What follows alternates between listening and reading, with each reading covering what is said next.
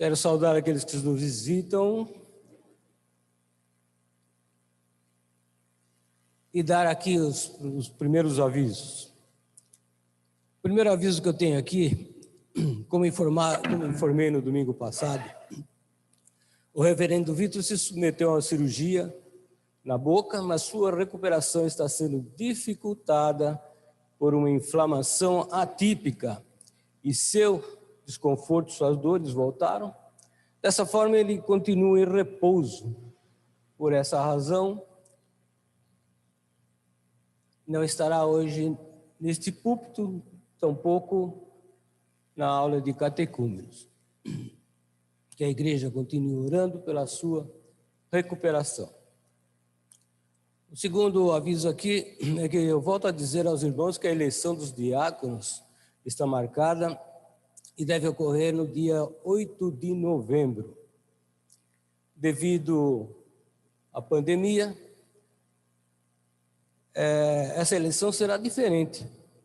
Os irmãos terão a oportunidade de votar no horário entre 10h30 e 11h30, durante a EBD do dia 8 de novembro. Dessa forma, aqueles que puderem vir à igreja só para votar, poderão fazê-lo, mesmo que não queiram permanecer aqui para assistir o culto ou a EBD. Os candidatos são os irmãos Cícero, Diógenes, Euler, Felipe e o Joaquim. E como dissemos na semana passada, a igreja deve continuar em oração para discernir sua escolha sob a direção do Senhor. O terceiro aviso é missões. Durante esse mês de outubro, direcionamos a nossa intercessão e ofertas à missionária Rosa Maria, cujo trabalho tem sido atender os imigrantes haitianos em São Paulo. A igreja, como sempre, ore e contribua.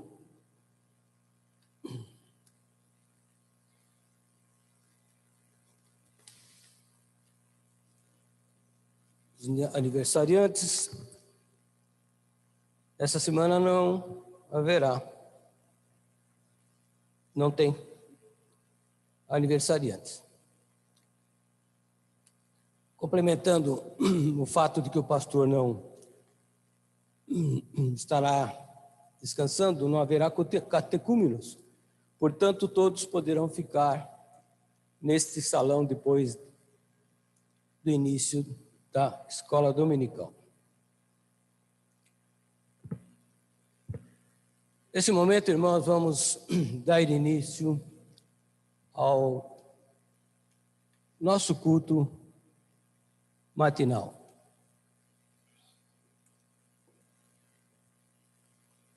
Vamos orar? Os irmãos curvem suas frontes. Em reverência, vamos orar consagrando esse momento ao nosso Deus. Senhor nosso Deus, agradecemos e te louvamos pela graça da tua presença no meio do teu povo. Rogamos que abençoe este culto, que a ti consagramos, que pela ação do teu Espírito ouçamos a tua voz, com o coração aquecido e transformado pelo poder da tua palavra. Fala conosco, Senhor, edifica a tua igreja, santifica o teu povo, em nome do Senhor Jesus. Amém.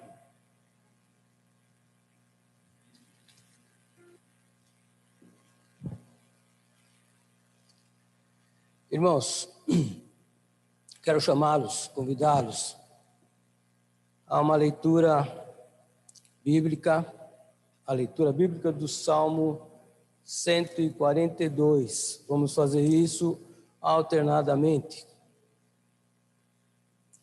como conhecemos. Eu falo primeiro, o irmão lê o segundo. Leitura alternada.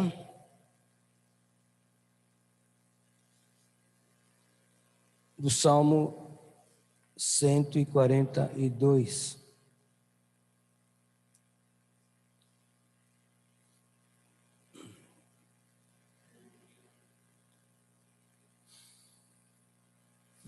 Amém? Salmo 142 diz assim: ao Senhor ergo a minha voz e clamo, com a minha voz suplico ao Senhor.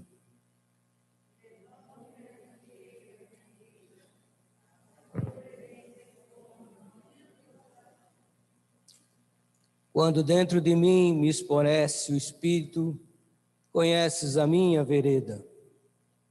No caminho em que ando, me ocultam armadilha.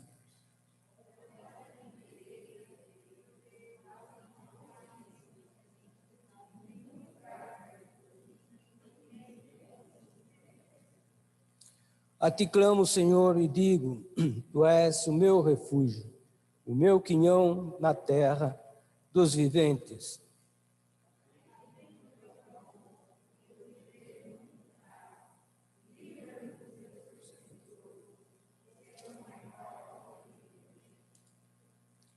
Tira minha alma do cárcere, para que eu dê graças ao teu nome. Os justos me rodearão quando me fizeres esse bem.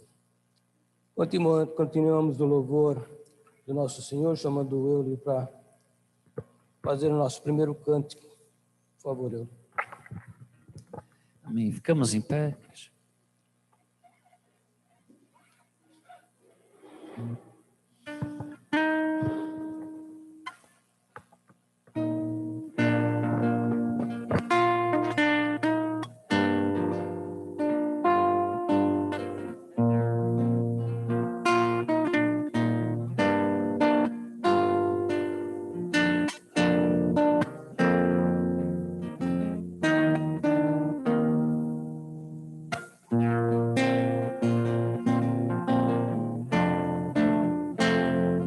Teu sangue leva-me além, a todas as alturas, onde ouço a tua voz, fala de tua justiça pela minha vida. Jesus, este é o teu sangue.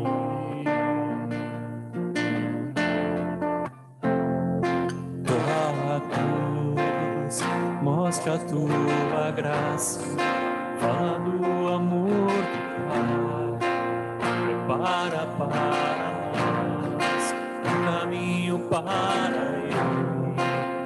Posso me achegar somente pelo sangue.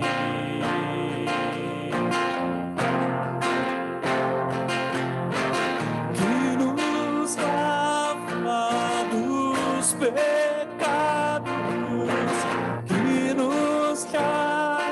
restauração, nada além do sangue, nada além do sangue de Jesus,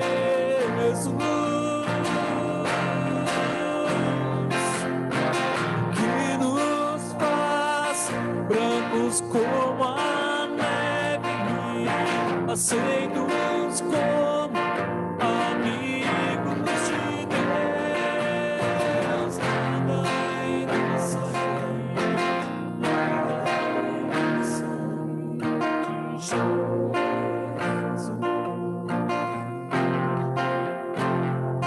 Teu sangue leva-me além, a todas as alturas, ouço a tua voz, fala de tua justiça pela minha vida.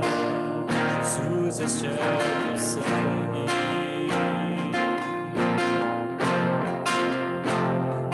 Tua cruz mostra a tua graça, fala do amor do Pai, para nós um caminho para Ele, onde posso chegar somente pelo sangue.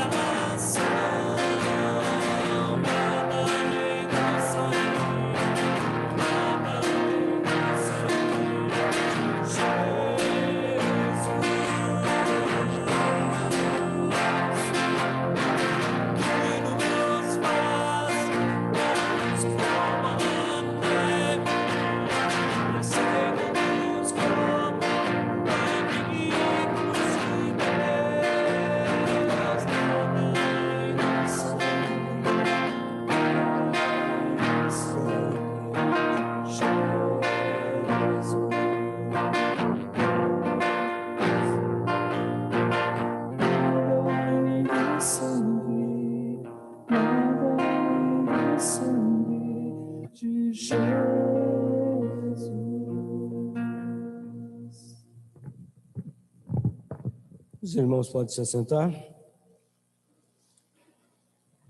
E eu os convido mais uma vez para a leitura da palavra do Senhor.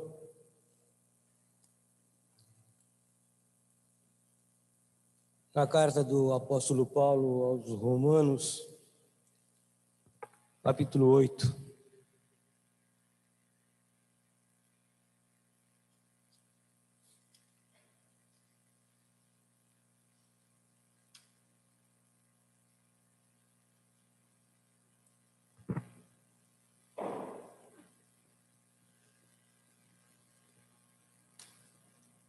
Romanos capítulo 8, dos versos 31 a 39, um verso bastante conhecido, um trecho bastante conhecido dos irmãos.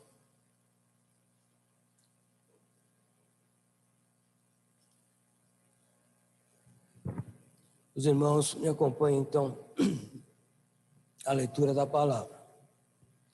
Diz assim, capítulo 8 de Romanos, versículo 31. Que diremos, pois, à vista dessas coisas? Se Deus é por nós, quem será contra nós? Aquele que não poupou o seu próprio filho, antes por todos nós o entregou. Porventura, não nos dará graciosamente com ele todas as coisas? Quem intentará acusação contra os eleitos de Deus? É Deus quem os justifica. Quem os condenará? É Cristo Jesus, quem morreu, ou antes quem ressuscitou, o qual está à direita de Deus e também intercede por nós. Quem nos separará do amor de Cristo? Será tribulação, ou angústia, ou perseguição, ou fome, ou nudez, ou perigo, ou espada? Como está escrito? Por amor de ti, somos entregues à morte o dia todo. Fomos considerados como ovelhas para o matador. Em todas essas coisas, porém, somos mais que vencedores por meio daquele que nos amou. Porque eu estou bem certo que nem a morte, nem a vida, nem os anjos, nem os principados, nem as coisas do presente, nem do porvir, nem os poderes, nem a altura, nem a profundidade, nem qualquer outra criatura poderá separar-nos do amor de Deus que está em Cristo Jesus, nosso Senhor. Amém. Irmãos, a Genebra de Estudos, a Bíblia de Estudos, ela diz sobre o texto: nenhum aspecto da ordem criada e nem qualquer ser ou evento pode pôr fim à nossa alegria pelo amor de Deus, do amor de Deus por nós em Cristo. A graça divina, gratuita, e o eterno compromisso assumido por esse seu grande amor estão bem expressos aí nesse trecho. Dessa passagem em Romanos, coloca-se em evidência aquela que é a mais abrangente promessa da futura graça de Deus e que está citada no verso 32. Lá diz assim, acabamos de ler, lá diz assim: aquele que não poupou seu próprio filho, antes por nós o entregou, porventura não nos dará graciosamente com ele todas as coisas? Isso, amado irmão, pode ser um dos versículos mais preciosos da Bíblia, por ser tão abrangente e nos ajudar praticamente em cada reviravolta da nossa vida. Nunca houve e nunca haverá circunstância em sua vida em que essa promessa seja irrelevante. A lógica que dá origem a essa promessa a torna tão sólida e inabalável quanto o amor de Deus por seu Filho. Isso nos assegura que não há absolutamente nenhuma possibilidade de que ela seja quebrada. E a torna uma força sempre presente em tempos de grande aflição. Não importa o que mude, o que nos desaponte, não importa o que fale ou qualquer outra coisa. Essa promessa de graça futura nunca vai falhar. Amém? Ele nos ajude mais uma vez no segundo cântico, por favor. Amém. Enquanto entoamos mais um cântico, os irmãos podem trazer suas contribuições para, como diz na palavra do Senhor, para que haja mantimento em minha casa. Sabemos que qualquer instituição necessita de mantimentos para funcionar, e assim adoramos ao Senhor, então, com as nossas contribuições.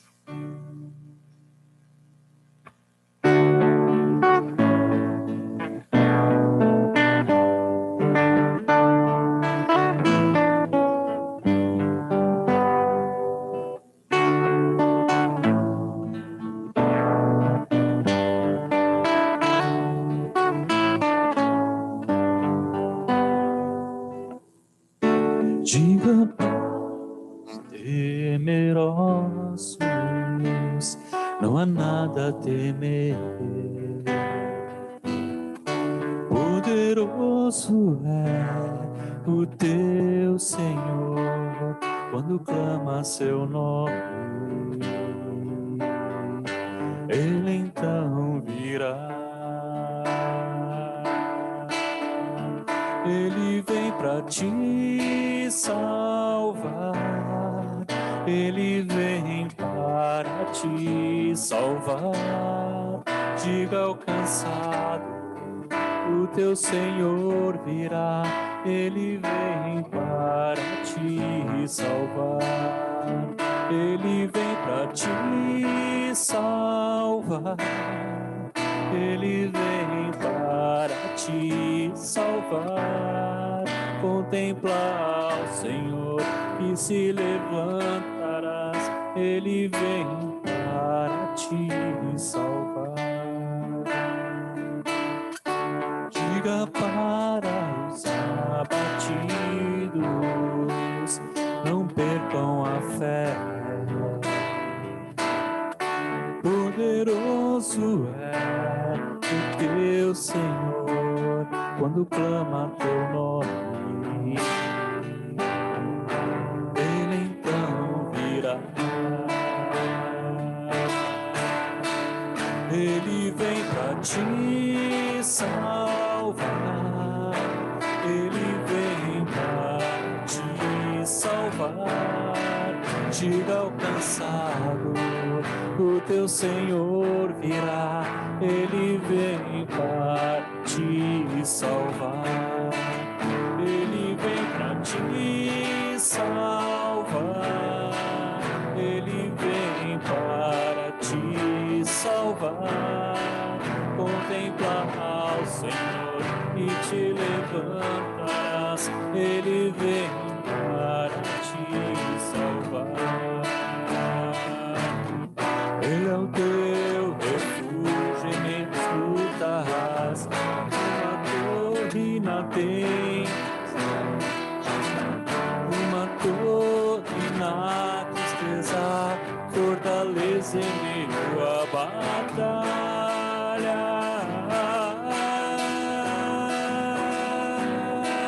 Ele vem para te salvar, Ele vem para te salvar. Diga ao cansado, o teu Senhor virá, Ele vem para te salvar, Ele vem para te salvar, Ele vem para te salvar.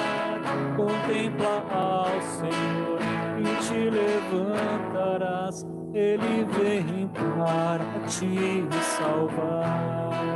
Contempla ao Senhor e te levantarás, Ele vem para te salvar. Amém, cremos nisso. Senhor, nós te agradecemos, ó Pai, pelas tuas promessas em nossas vidas. Agradecemos porque o Senhor é o nosso refúgio em qualquer, todas as circunstâncias.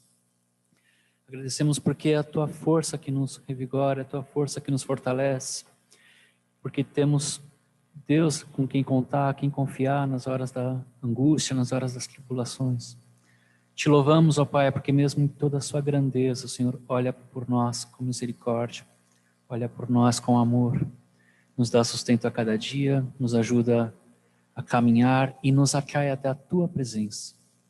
Obrigado, Deus, por estarmos aqui. Obrigado, Deus, por cuidar de nós. Obrigado, Deus, por sermos teus filhos, teu povo, e por estar sempre, sempre nos conduzindo, sempre nos confortando, sempre nos consolando, e como cantamos, o Senhor veio para nos salvar. E cremos nisso, Deus. Por isso nada, nada poderá nos afastar do teu amor. Obrigado por tudo, em nome de Jesus. Amém.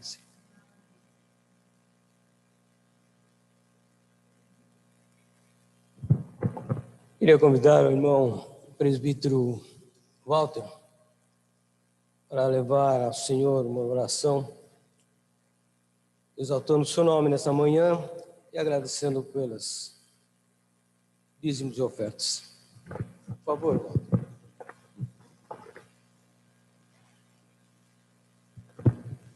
Senhor, nosso Deus, nosso Pai, te agradecemos por estarmos aqui, Senhor, na tua presença, na tua igreja, Senhor. Te agradecemos porque tu és o nosso Deus. Te agradecemos porque Cristo morreu por nós na cruz, Senhor, pelos nossos pecados. Fala-nos, Senhor, nesta manhã, através da tua mensagem, Senhor. Pedimos, Senhor, que derrame teu Espírito Santo sobre as nossas vidas, ó Pai. Te agradecemos nesse momento também pelos dízimos e ofertas que foram alçados, Senhor, que possam ser utilizados, Senhor, de boa maneira, Senhor, na tua obra, Senhor. Te agradecemos por tudo, fortalece a nossa fé, perdoa as nossas faltas, em nome de Jesus. Amém. Amém. Mais uma vez, irmão, quero convidá-los a abrir a Bíblia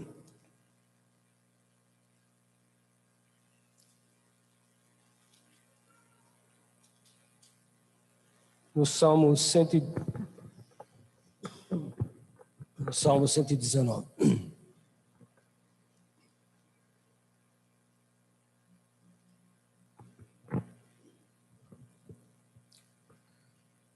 Irmãos, antes da leitura desse trecho, eu queria dizer aos irmãos que o pregador batista Charles Spurgeon, considerado o príncipe dos pregadores, há mais ou menos 160 anos, em seu sermão matinal, ele disse assim: o estudo correto do eleito de Deus é Deus. O estudo apropriado ao cristão é a divindade. Na contemplação de Cristo existe um bálsamo para cada ferida, um remédio para cada coisa que está doendo em você. Na meditação sobre o Pai, há consolo para todas as tristezas, e na influência do Espírito Santo, alívio para todas as mágoas. Existe uma ação do Espírito Santo para libertá-lo do fardo que você carrega. J.I. Packer, teólogo anglicano calvinista, falecido há 2 meses atrás, com 94 anos, ele faz o comentário assim: desprezar o estudo de Deus é estar se condenando a passar uma vida como um cego, sem senso de direção e sem entender aquilo que o rodeia.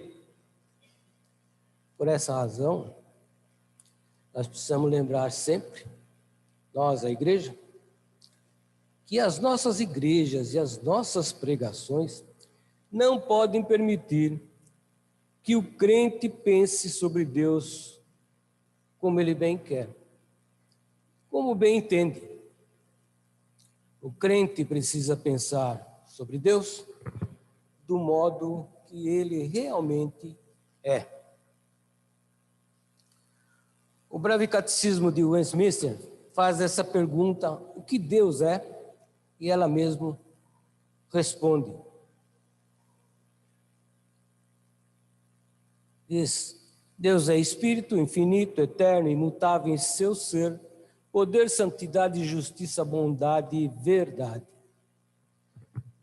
No nosso texto desta manhã, vemos onde o salmista vai buscar os atributos absolutos de que é constituído o caráter de Deus, o Deus que ele quer conhecer.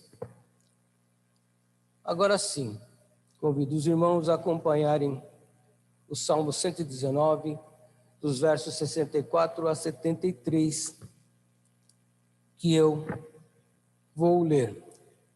Diz assim, verso 64: A terra, Senhor, está cheia da tua vontade, ensina-me os teus decretos. Tens feito bem ao teu servo, Senhor, segundo a tua palavra.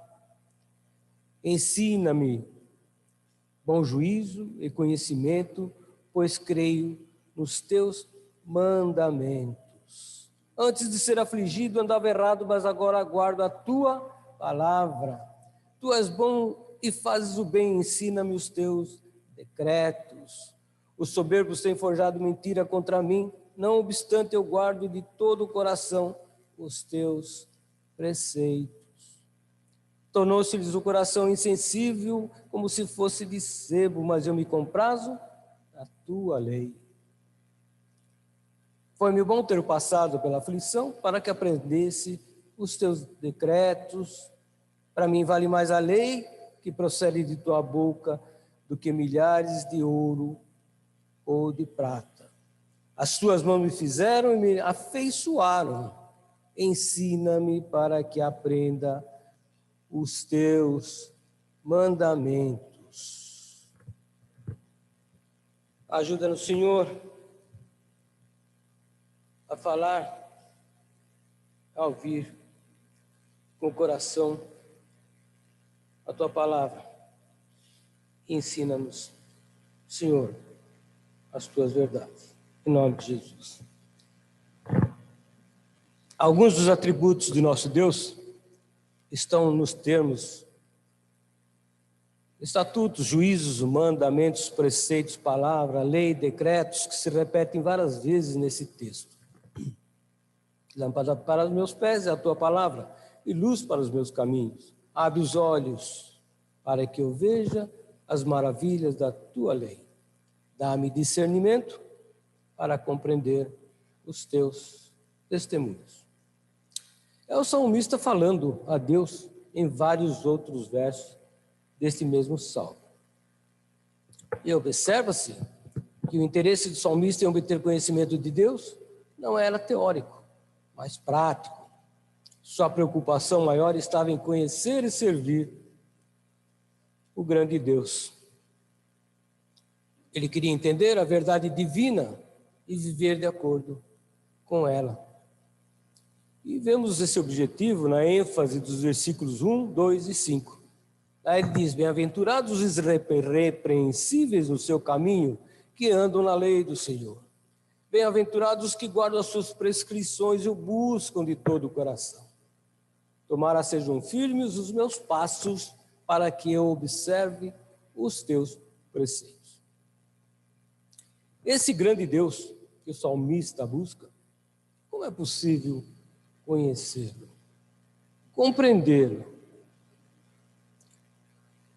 O reverendo Chris Lundgaard, missionário presbiteriano, afirma que sabemos muito pouco sobre ele, muito pouco dele.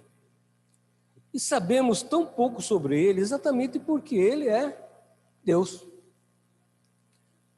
Nós não podemos vê-lo, não podemos compreendê-lo, porque ele não é como homem. Acreditamos que Ele é infinito, eterno, que Ele está em toda parte, que nunca muda, que Ele é onipotente, onisciente, onipresente em todas as nossas reflexões, meditações e estudos.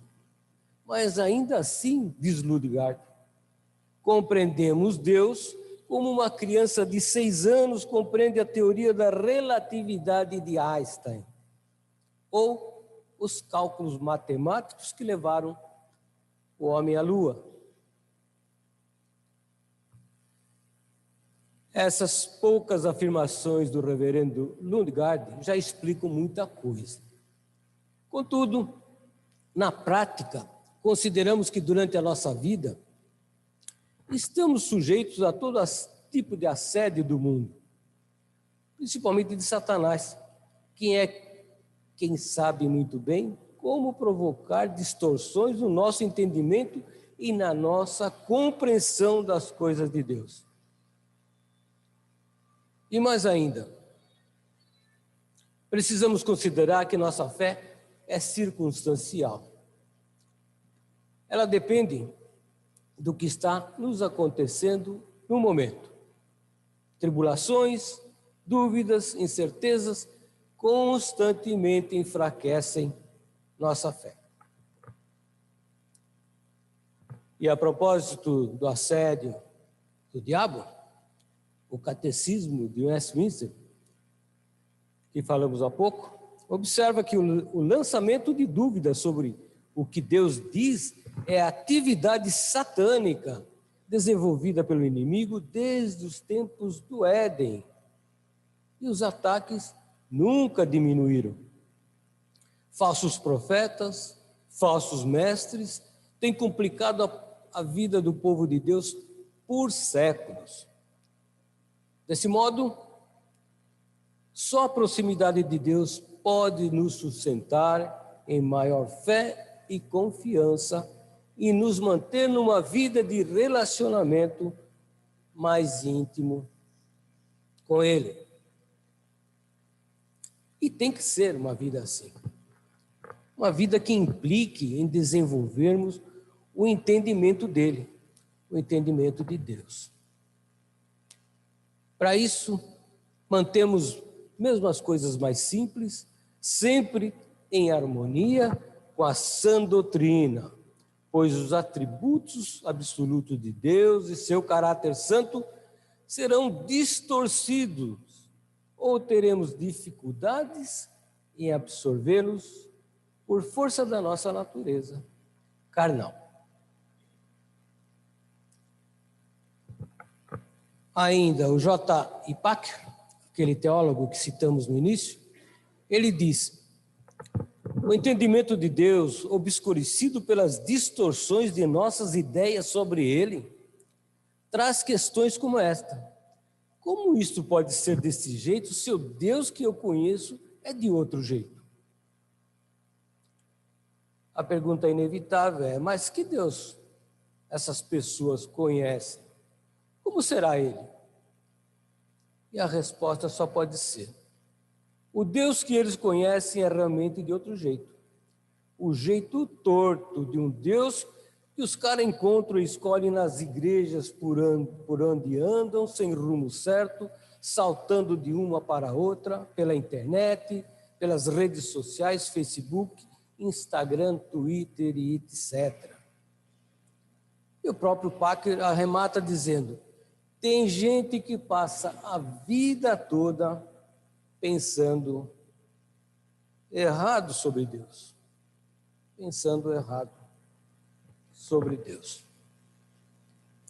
Na verdade, irmãos, muitas dessas coisas envolvendo os atributos de Deus não são entendidas pelos homens do mundo e também muitas vezes por alguns de nós, crentes.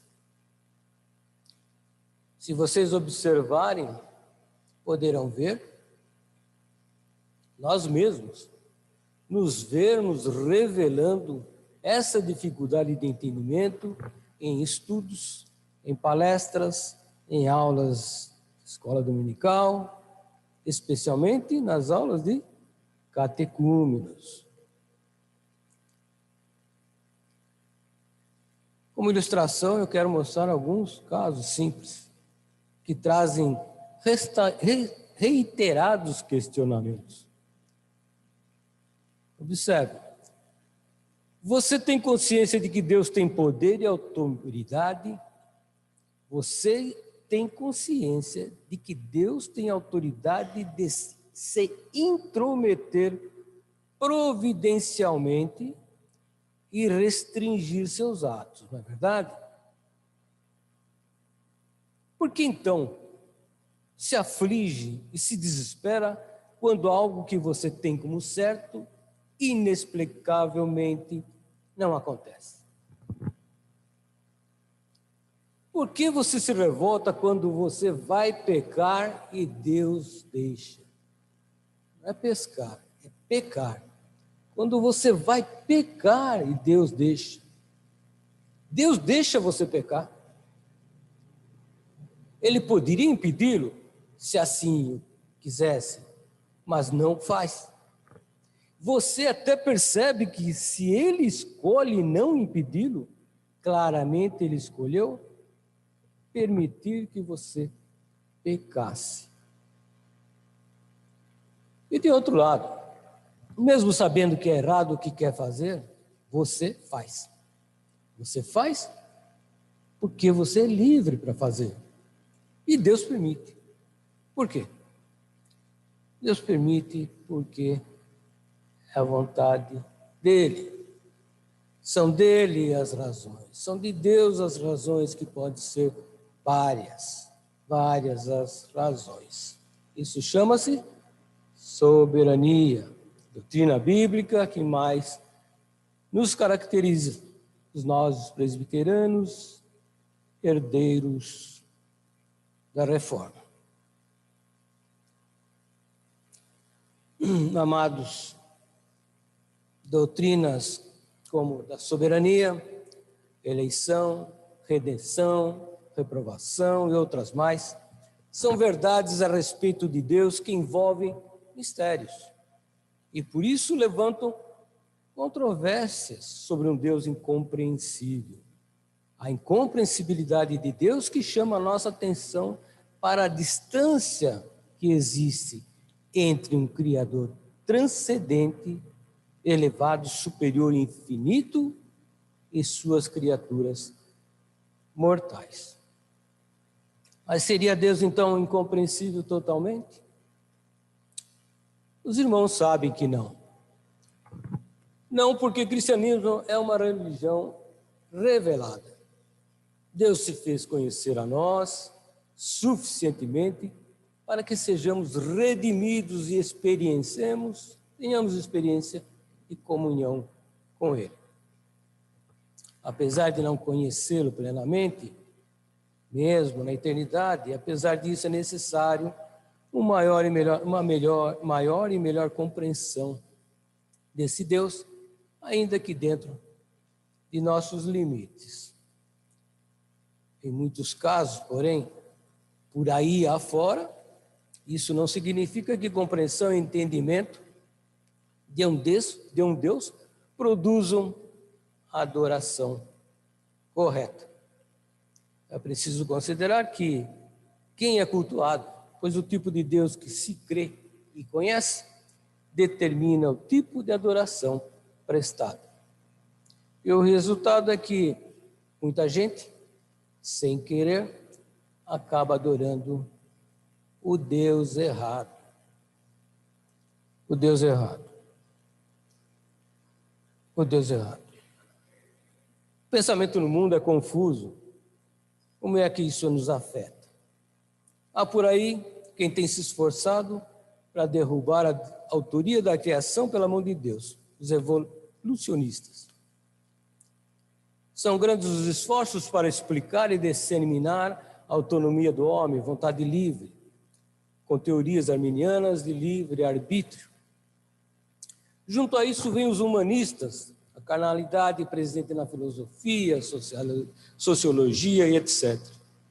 E vem também os evangelicalistas, igrejas de avivamento, que já foram tradicionais históricos como nós, os presbiterianos, e se transformaram em fazedores de shows musicais e truques cênicos.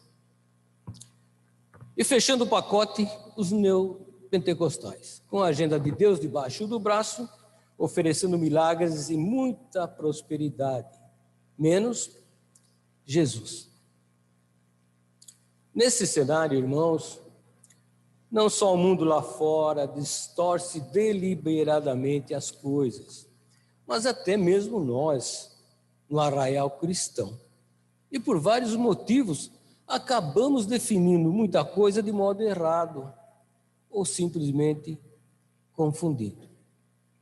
Tenho alguns exemplos aqui do que vemos e ouvimos da visão geral de Deus, numa listinha pequena aqui, que diz assim: primeiro, todos os caminhos levam a Deus. Isso é mentira. Jesus é o único caminho para Deus. João 14,6 diz: eu sou o caminho, a verdade e a vida. Ninguém vem ao Pai, senão por mim. Segundo, quem pensa positivo será vencedor. Mentira. O vencedor é quem segue a palavra do Senhor. É lá que você encontra a vitória. João 5,4b diz: esta é a vitória que vence o mundo, a nossa fé.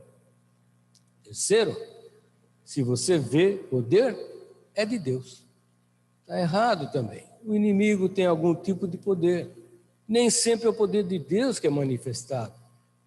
Hebreus 2,14b diz: aquele que tem o poder da morte, a saber, o diabo. Quarto lugar, ninguém é perfeito. Todo mundo tem o direito de errar. Essa, irmãos, é a maior tapeação em questão de direitos. Deus nunca deu a ninguém carta branca para pecar. Isso é uma repugnância moral para o santo Deus. É um ato de arrogância onde a pessoa ousa colocar sua vontade contra a vontade de um Deus soberano. Mas não para aí. Tem também a visão reduzida. Digamos que o cristão tem uma visão mais apurada da palavra, mas assim mesmo corre o risco de cair. Por exemplo, cair no reducionismo, ou seja, diminuir a grandeza e majestade de Deus, ou então equipará-lo a uma pessoa ou coisa qualquer. Isso é mais preocupante ainda, pelo fato de estarmos na igreja e muitas vezes perdemos a visão. O inimigo ataca a visão, ataca a nossa visão, sempre agindo da mesma forma. Isso parece ser eficaz, parece dar certo, pois Satanás nunca muda de tática. Com isso, perdemos alvos, referências, e quando percebemos, estamos desviados dos propósitos de Deus para as nossas vidas. Amados, igrejas por aí têm seus salões cheios de crentes que não conseguem reter os ensinamentos mais básicos de doutrina. Seja por falta de empenho, por falta de disposição na busca do ensino, ou pela fácil aceitação de influências do mundo que corrompem a visão de Deus. E o resultado pode ser uma adoração errada. Adoração errada a um Deus quase totalmente incompreendido por dificuldades de uma visão corrompida. Quando se tem a visão prejudicada, não se sabe para onde ir, e quando avançamos, é com muita dificuldade. Pode conferir comigo aqui, a nossa visão de relacionamento é ser servido? Sim, é a resposta errada. Nossa visão de casamento é ser feliz? Sim, é a resposta errada de novo. E a visão sobre prosperidade? Sem emprego? Sem propriedades? Nossa resposta deve ser essa: ter paz sem dinheiro, sem emprego, sem propriedades. E aí certamente o mundo dirá: isso é loucura. O mundo dirá, mas o crente não. O crente não pode escolher os ensinamentos que parecem melhor ao seu coração. Aquele que mais lhe agrada, que é mais fácil. Devem sim lembrar de dirigir seu olhar à soberania de Deus, confrontar sua visão com as Escrituras, pois fora disso, sentimentos carnais, olhares humanistas vão interferir no seu entendimento e privá-lo da beleza dos atributos de Deus.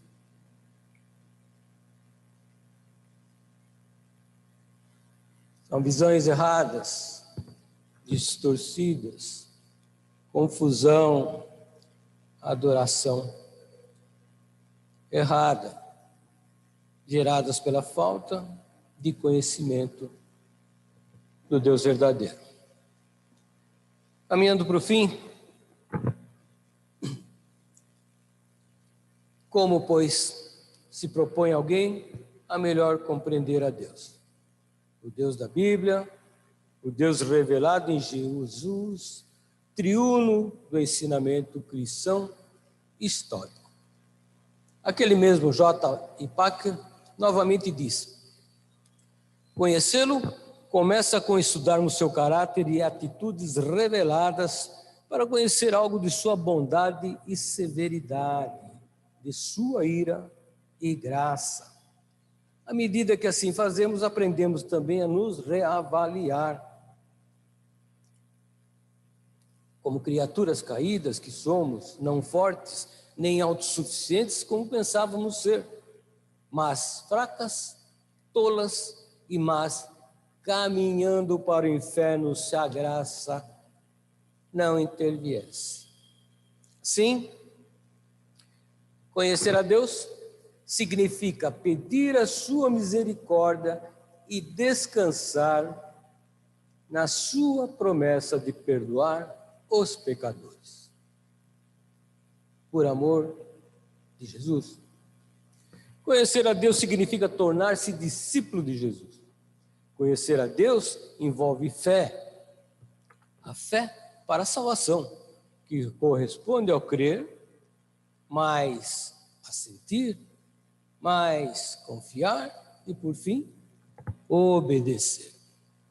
E essa fé se expressa em obediência e oração. Obediência que é a melhor medida da vida espiritual. E a oração e profissão de fé, como a de Davi no Salmo 16. Ele diz lá assim: ao Senhor declaro, tu és o meu Senhor. Outro bem não possuo, senão a ti somente. O Senhor é a porção da minha herança e o meu cálice. Tu és o arrimo da minha sorte.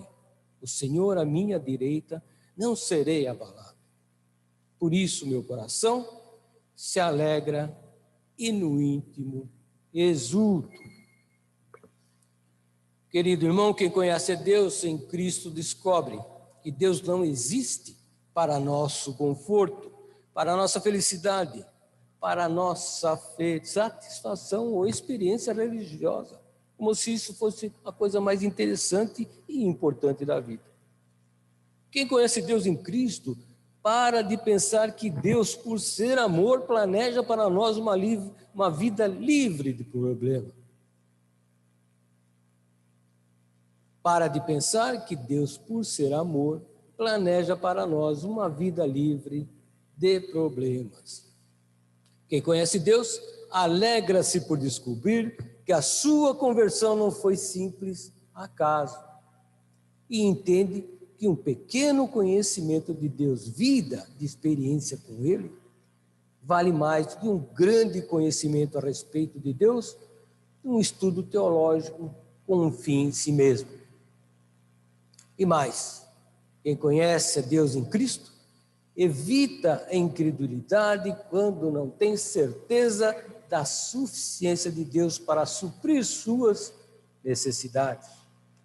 E sabe que não está isento dos ataques da carne, das ciladas do mundo e do diabo. Ao contrário, somos expostos a todas essas coisas para mostrar nossa fraqueza e levar-nos a agarrar mais firme na mão do Senhor. E por fim, quem conhece a Deus em Cristo, entende que quando planejou o mundo, o propósito eterno de Deus de glorificar-se a si mesmo, tem seu cumprimento na salvação de todos nós, os seus eleitos.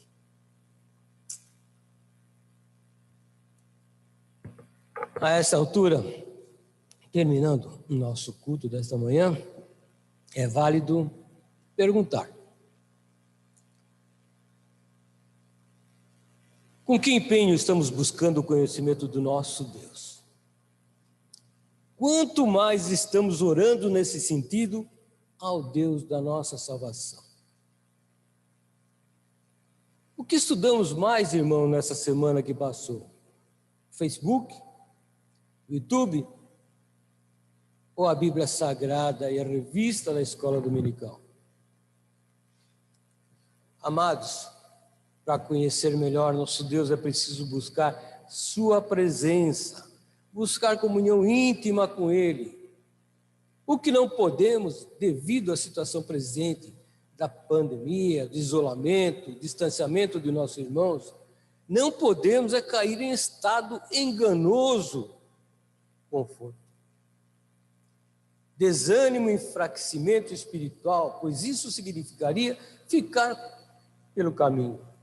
É uma expressão bem usada pelo reverendo Vitor. Se acomodar nesses tempos ruins pode resultar em rejeição ou abandono dos ministérios, saída da igreja e até afastamento do convívio com os irmãos na fé, por conta, quem sabe, de um coração confuso, abalado por visões distorcidas do conhecimento de Deus. Desse modo, peço ao Senhor, nosso Deus eterno, que através da mensagem desta manhã, os meus irmãos em Cristo se identifiquem mais de perto com o salmista, no Salmo 27. Lá o salmista diz: ouve, Senhor, a minha voz quando clamo. Tem também piedade de mim e responda-me.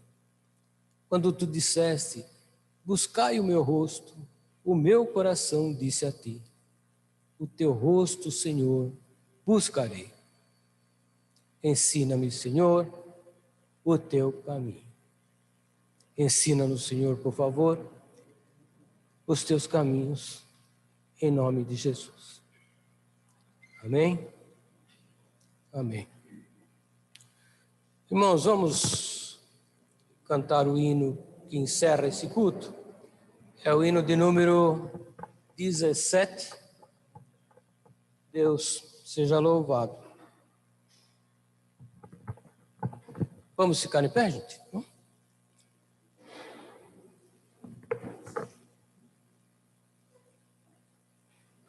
Hino de número 17.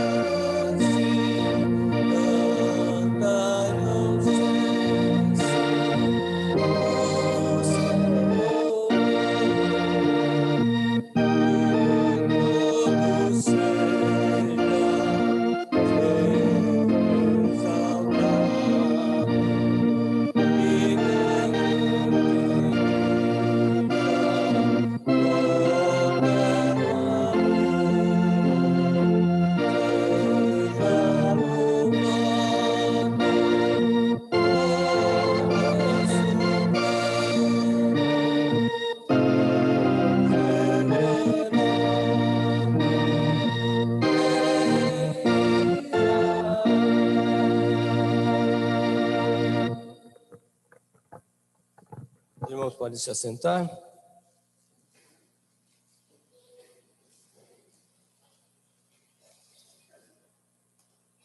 Estamos terminando o nosso culto nesta manhã. Para isso, volto a pedir aos irmãos que curvem suas cabeças. Faremos a oração final. Senhor nosso Deus, eterno Pai, despede-nos debaixo da Tua graça, poder e misericórdia. Ajuda-nos, Senhor, a te conhecer melhor, até chegarmos a um claro entendimento da Tua graça e poder. Ajude o Teu povo a ter um relacionamento constante e pessoal contigo e descansar nas Tuas promessas. Mais uma vez te pedimos em nome de Jesus. Leva-nos, Senhor, portanto, para nossas casas, debaixo do Teu cuidado, do Teu amor, poder e misericórdia. Em nome do Senhor Jesus. Amém. Amém, irmãos.